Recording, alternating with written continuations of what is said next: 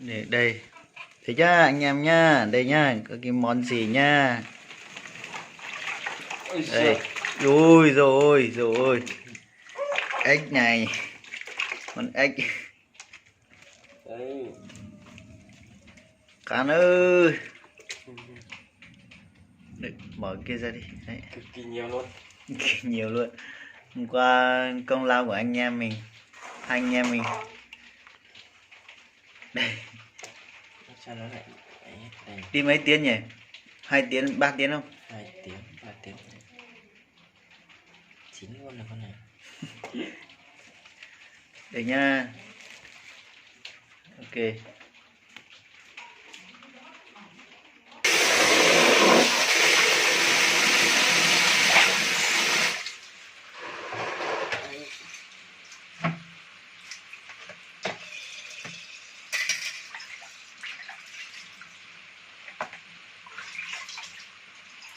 Món đặc sản đấy.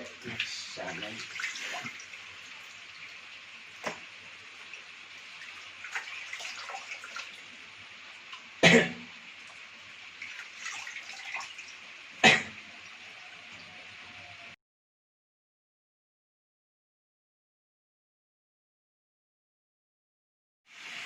Nơi phụ nữ nó nơi ngay cả kinh chùa câu nó nơi nó ít gì tao nằm nhé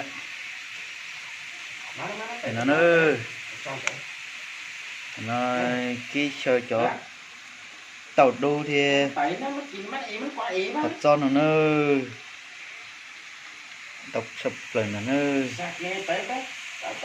không giờ chưa ưa một chó nơi nho là tôi tích cho nó chỉ mới chím nồi thì chọn cá cho lớn nồi này nó sở tiện này tích cho nó một chân nồi để chụp cái một cái ta lẫn nồi chỉ chụp chùa xin đàn này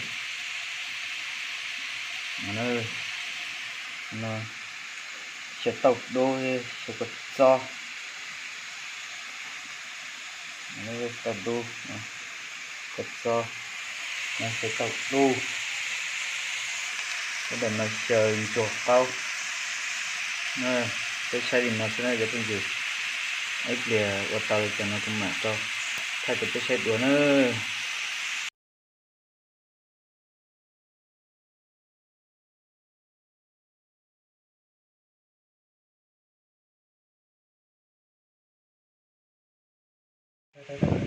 Ui, có sấy không?